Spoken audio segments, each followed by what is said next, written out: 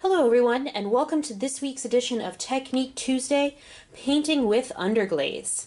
So I have a lot of supplies here. Okay, I have several different types of underglaze. So for example, we have underglaze in the large jar format. We have it in the small jar format. And we also have it in this palette here. So I'm going to show you how to use each of these. Now, a lot of the ones in the larger jars, I just recommend opening the jar and putting a little bit on the palette that I have here. Palettes can be found on the shelf above the sink. However, the selection with the larger jars is a little limited, so maybe you want to kind of expand your options. So that way we have these smaller jars. So this is a color called Apricot Preserve. Now I'm going to shake it. You hear that sound? It's dry as a bone. So what you need to do, don't worry, it's not the end of the world. All you need to do, like for example for this one, I just added in some water, shook it up, let it sit for a while, and it brought it back to life. Okay, now be careful when you add the water, because if you add too much, it's going to be very watery, and you're going to have kind of not an opaque underglaze. It's going to be very transparent. So add a little bit, shake it up, add a little, shake it up. Remember, you can always add, but you can't take it back. These underglazes are also dry. So before I start, I'm going to take my brush and I'm going to kind of mix some water on top of the underglazes that I'm going to use. Okay, this way I'm going to put some water on top, mix it up, and let it sit. This is going to bring the underglazes back to life. Watercolor paint, by the way, works the same way. Okay, so let's get started.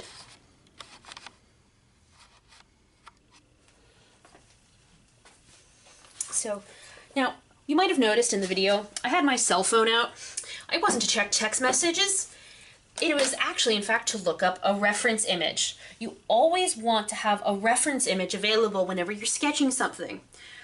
In this video, I'm going to try and do a fish. Okay, I don't know what all of the parts of a fish look like off the top of my head, so you're going to need to have something to look at to help you out as you go. So, first thing I'm going to start with kind of a base coat. Okay, I'm going to do a fish now. Where do fish live? Underwater. So you'll notice I'm taking, remember we talked about sponging in one of the previous techniques? I'm going to start off with a sponging base.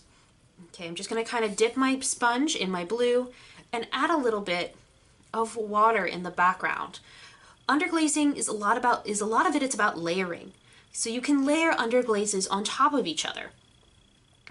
How opaque or how transparent you want it to be will be determined by how many coats you put on top. Okay, so I just kind of put that under layer there, and I'm going to wait for that to dry before I add my design. While we wait for that to dry, let's talk about mixing colors. So, underglaze operates a lot more like paint than the overglaze you're used to using. You can combine colors together to get different shades. So for example, I'm going to kind of mix my yellow. I kind of want like a yellow-orange. I'm going to do like a goldfish. So I kind of want like a nice yellow, but that yellow's too bright. You can mix your colors together on the palette. And they're going to be pretty true to what you're going to get. However, you have to accept the fact that there will be some change. Glaze can be a little unpredictable. Often when you add the underglaze, when you put on the clear transparent on top, you're going to get a much more brilliant hue. So just keep that in mind when you mix your colors.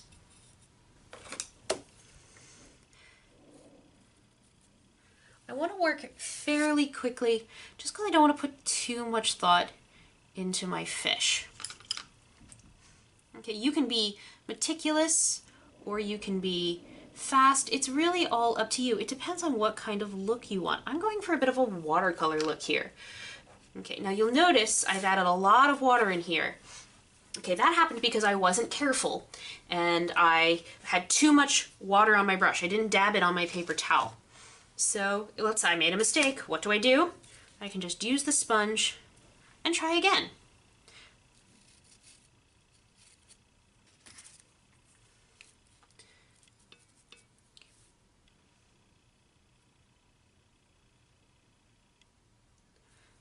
you go.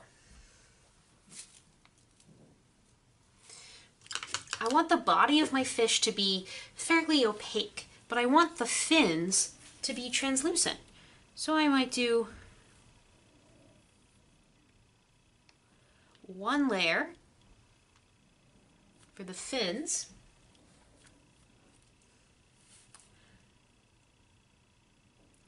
and several layers for the body.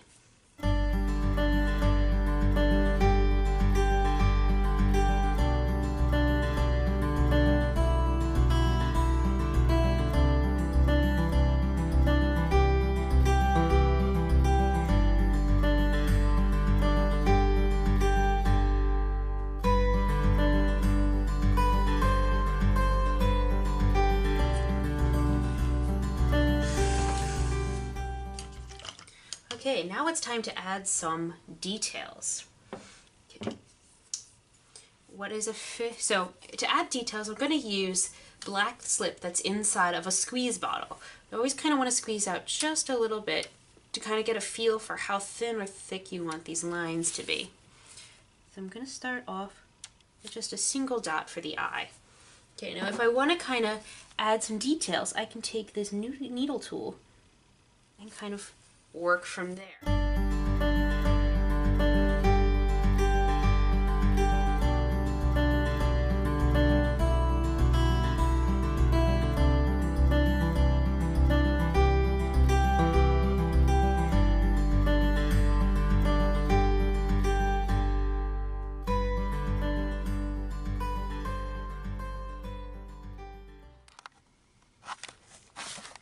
Okay, you'll see that these little bumps here, okay, sort of like these bits of clay, I'm not going to brush them off just yet. I'm going to let them sit and wait for the paint to dry. Okay, that way when I kind of brush them, I won't ruin my design. So just sort of let it sit for now. But that's pretty much a wrap.